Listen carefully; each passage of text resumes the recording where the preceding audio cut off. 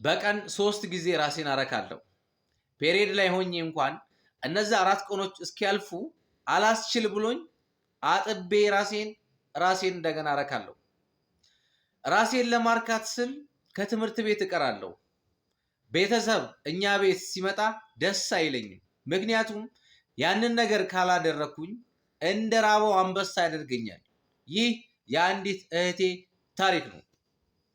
ራሷን ማርካት የጀመረችው ፖርኖግራፊ በማየት ነው። የፖርኖግራፊ ሱስ አለባት። ፖርኖግራፊ ካላየች ራሷን ያማታል፣ ራስ ምታት። በቀን ውስጥ 3 ጊዜ ራሷን ታረካለች። ፖርኖግራፊ ካላየሁኝ ወደ እርካታ ደረጃ ስለማልደርስ ያለኝ ኢነርጂ አቅሜ ራሴን በማርካት ላይ ጨርስና ከዛ በኋላ ልፍስፍስ ስላለሁ ህልሜን አጣሁት፣ በትምህርቴ ተዳከምኩ። ይህንን ቴክስት አንዲት እህቴ ነች በውስጥ የላከችልኝ። ፖርኖግራፊና ይሄ ራስን ማርካት ወይንም ይሄ ግለ ወሲብ ብዙዎችን ከህልማቸው ከጣፋንታቸው ወደኋላ ጎትቷቸዋል። ምክንያቱም ራሳችሁን በምታረኩበት ጊዜ ምናልባት የሳምንቱን ኢነርጂ በአንዴ ነው የምትጨርሱት። ምክንያቱም ኢማጂኔሽናችሁን ያንን ሰው በአእምሯችሁ ላይ ስለምትስሉ ያለ የሌለ ኃይላችሁን አንድ ቦታ ላይ ትጨርሱታላችሁ። እስኪ ማን ነው ደስተኛ ግለ ወሲብ አድርጎ የተደሰተ? ይቺ ልጅ ግለ ወሲብ ካደረገች ራሷን ካረካች በኋላ ቁጭ ብላ ታለቅሳለች። ጸጸት፣ ዛሬ አላደርግም ትልና ነገ ላይ ደግሞ መልሳ ታደርጋለች። ይህ አብዛኛው የኢትዮጵያ ወጣት የተጠቃበት ሱስ ነው። ከዚህ ሱስ የጫትና የሲጋራ ሱስ ይሻላል። እሱ ቢያንስ ይታወቃል። ይሄ ግን ሳታውቁት ከህልማችሁ ወደኋላ ጎትቶ የማይሆን ማንነት ሰጥቷችሁ የማይሆን ቦታ ላይ ራሳችሁን ታገኙታላችሁ። በህይወታችሁ ደስተኛ አይደላችሁ። ህልማችሁ ምንም አይመስላችሁም። በቃ አቅም የላችሁም፣ ኢነርጂ የላችሁም፣ ኮንፊደንስ የላችሁም። ከሰዎች ጋር ያላችሁ ይሄ ግንኙነት ይቀንሳል። እንደዚህ አይነት ነገር ውስጥ የገቡ ሰዎች ማለት ነው። በቃ በህይወታችሁ ደስተኛ አይደሉም። ስለዚህ በእንደዚህ አይነት ሱስ ውስጥ ያላችሁ እህት ወንድሞች በጊዜ ራሳችሁን አውጡ። ይቺ ልጅ ለ5 ወራት ያህል ራሷን ታረካ ነበር። ለ5 ወር ያህል ማለት ነው። ፔሪየድ እንኳን ሆና 4ኛው ቀን ላይ እንደምንም ብላ ራሷን አጥባ ራሷን ታረካለች።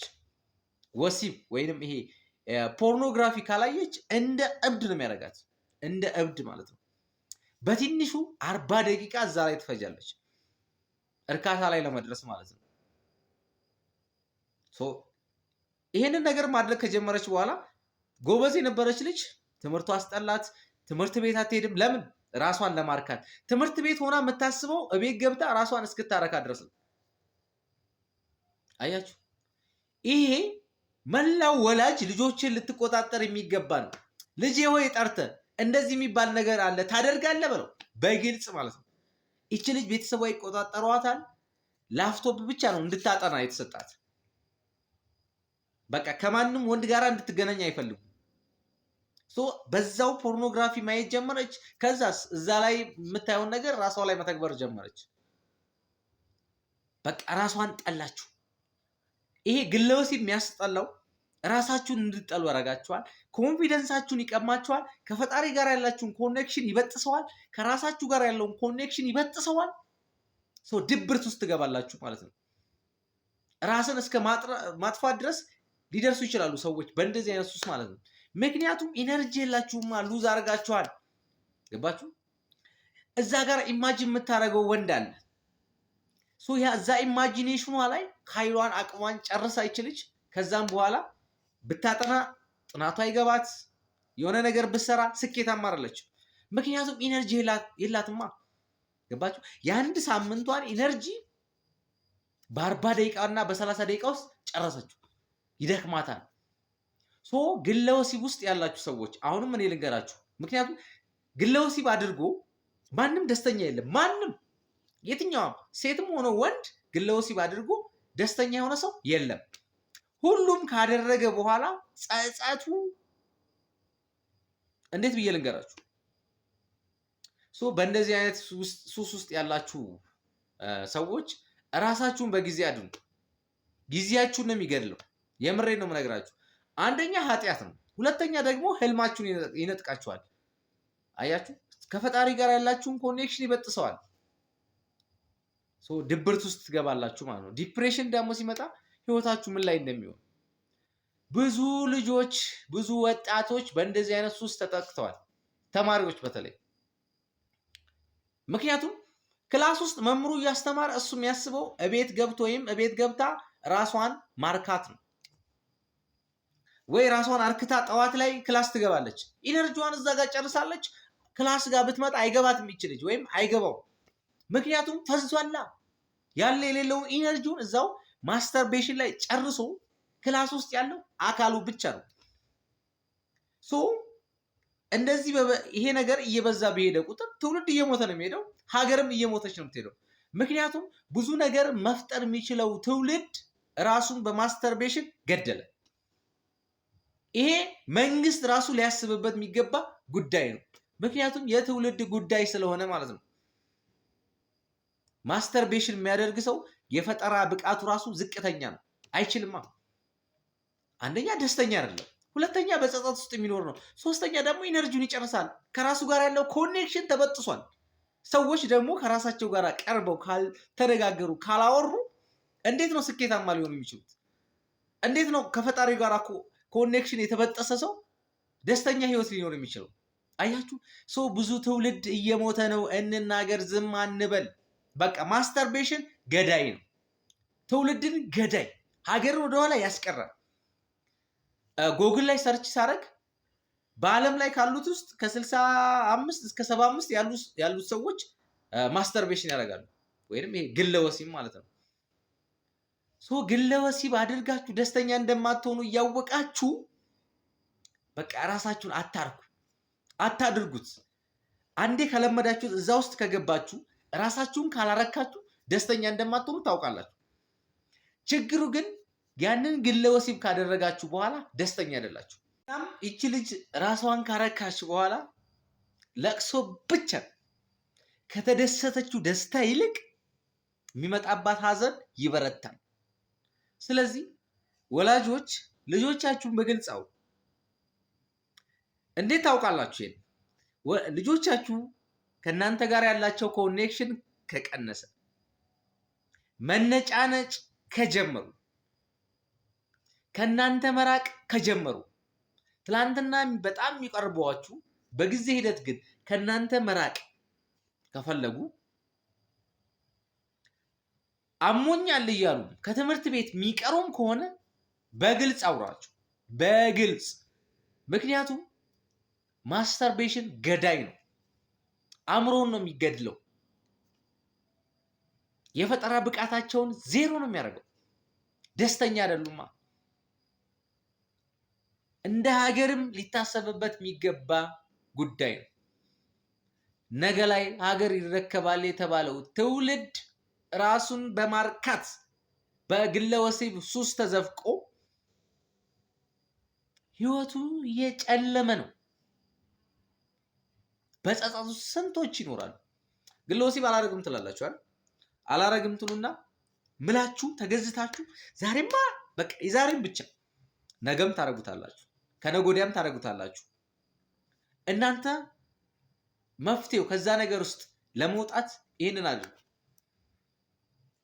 በመጀመሪያ የዚያ ስሜት ራስን አርካ፣ ራስሽን አርኪ የሚል ስሜት ወደ አንቺ ሲመጣ ከተደሰታችሁ፣ ራሳችሁን አርክታችሁ ከዛ በኋላ ያለውን ስቃይ አስቡት። ባላንስ ማድረግ ጀምሩ። የቱ ይበዛል? ደስታው ይበልጣል ወይስ ሀዘኑ? ሀዘኑ ነው የሚበልጠው። ያንንም እኩል ማሰብ። በዚህን ጊዜ ላለማድረግ ትፍጨረጨራላችሁ። ሁለተኛ ደግሞ ለራሳችሁ ታማኝ ሁኑ። ማንም ሰው ግለ ወሲብ ማድረግ አይፈልግም። በሆነ ነገር ይጀመራል፣ ከዛም በኋላ ነው እያደገ ሱስ የሚሆነው ማለት ነው። ስለዚህ ስሜቱን ከዛ በኋላ እርካታውንና ከዛ በኋላ የሚመጣውን ጸጸቱን፣ ለቅሶን፣ ራስን መጥላትን ባላንስ አድርጉት፣ አመዛዝኑት። ሀዘኑ ስለሚበዛ ለመቀነስ ወይም ለማቆም ትፍጨረጨራላችሁ። ሁለተኛ ደግሞ ፖርኖግራፊ አትዩ። ፖርኖግራፊ በጭራሽ እንዳታዩ። ምክንያቱም ፖርኖግራፊ በምታዩበት ጊዜ ስሜታችሁ ይነቃቃል። አሁንም ለማድረግ ትፍጨረጨራላችሁ ማለት ነው። ሶስተኛ ደግሞ ቃላችሁን አክብሩ። በቃ በተቻላችሁ መጠን ቃላችሁን ለማክበር ሞክሩ። አራተኛ ብቻችሁን አትሆኑ። ሰዎች ማስተርቤሽን የሚያደርጉት ወይንም ግለውሲ የሚያደርጉት ብቻቸውን ሲሆኑ፣ በተቻላችሁ መጠን ከሰዎች ጋር ከቤተሰብ ጋር እንደዚህ አይነት ሱስ ካለባችሁ ለመውጣት የምትታገሉ ከሆነ በአካባቢያችሁ የስነ ልቦና አማካሪ ካለ በግልጽ አውቅ። ምክንያቱም ህመም ነዋ። ህመሙን ደብቆ ማንም አይድንም። ከህመም የከፋ ህመም ነው ማስተርቤሽን ማለት ነው። ይገድላችኋላ። በቃ ራሳችሁን ስለሚነጥቃችሁ በግልጽ ማውራት አለባችሁ። በቃ ይሄ ሱስ አለብኝ፣ እንዴት ልውጣ? ገባችሁ? ብዙዎች እኮ ከዛ ውስጥ ለመውጣት ግን የሚያማክሩት አጥተው ፈርተው በእንደዚህ አይነት ህይወት ውስጥ እየተሰቃዩ ያሉ ወጣቶች አሉ። በምንም አትፍሩ። በቃ ሱስ ውስጥ ካላችሁ እንዳላችሁ አምናችሁ ሰዎችን አማክሩ። ካቃታችሁ ጸልዩ። ገባችሁ? ስለዚህ አሁኑኑ ለማቆም ከዚህ ነገር ውስጥ ለመውጣት ያልኳችሁን 4 መንገዶች በተቻላችሁ መጠን ተጠቀሙ። የመጀመሪያው ስሜቱን ከእርካታውና ከሀዘኑ ከስቃዩ ጋር ማመዛዘን። ሁለተኛ ፖርኖግራፊ አለማየት። ሶስተኛ ለቃላችሁ ታማኝ መሆን። አራተኛ ደግሞ ብቻችሁን አለመሆን። አምስተኛው ከቤተሰብ ጋር መሆን ማለት ነው። ለምን መሰላችሁ? ማንም ፖርኖግራፊ አይቶ ወይንም ማስተርቤሽን አድርጎ ደስተኛ የለም። እቺ አሁን ዛሬ 6ኛ ቀኗ ነው። በየጊዜው ነው ማውራት ካደረገች 5 ቀኗ። ግን ያንን ነገር በማቆሟ ራሷን ያማታል፣ ያ ስሜት ይሰማታል፣ እስቲል ይሰማታል። በቃ ሰዓቱ ሲደርስ ራሷን ያማታል። ገባችሁ? የሆነ የለመዳችሁትን ነገር ለማቆም በምታደርጉበት ጊዜ የተወሰነ የስሜት ለውጥ አለ። ከዛ በኋላ ነው ለውጡ እየመጣ የሚሄደው። ስለዚህ ማስተርቤሽን ውስጥ ወይንም ይሄ ግለ ወሲብ ውስጥ ያላችሁ ሰዎች ራሳችሁን አድኑ። ጊዜ አትፍጁ። ምክንያቱም እየገደላችሁ ነው የሚሄደው። በእናንተ ውስጥ ያለው መንፈስ እየሞተ እየደከመ ሌዚ ትሆናላችሁ። በቃ ልፍስፍስፍስፍስ ያለ ማለት ነው። ስለዚህ እናቶች፣ አባቶች ልጆቻችሁን በግልጽ አውሩ። ግለ ወሲብ የሚባል ነገር አለ። ልጄ ወይ ታውቃለህ? በግልጽ ማለት ነው። በግልጽ እናንተ አሁን ልጆቻችሁ ጨዋ ይመስሏችኋል። ምንም አያውቁም። ከወንድ ጋር ግንኙነት በቃ ከወንድ ተራርቀዋል አይደለም። እነሱ ግን እኮ ቤት ውስጥ የሚሰሩትን ስራ እየሰሩ ነው። በተለይ ተማሪዎች ከሆኑ ትምህርታቸው ይቀንሳሉ። ምክንያቱም ኢነርጂያቸውን ራሳቸውን በማርካት ላይ ጨርሰዋል። አቅም የላቸውም። ስለዚህ ከልጆቻችሁ ጋር በግልጽ ማውራት አለባችሁ። ወላጆች በግልጽ ልጆቻችሁን አድኗቸው። እነሱ ምናልባት ላያውቁት ይችላሉ። እርካታቸውን ብቻ ሊሆን ይችላል የሚሉት። በጊዜ ሂደት እዛ ውስጥ ነገር ውስጥ ሲገቡ ግን ትምህርታቸው እየቀነሰ ኢነርጂያቸው እየቀነሰ የማይሆን ሰው ነው የሚሆኑባችሁ። ስለዚህ ወላጆች ልጆቻችሁን አድኑ።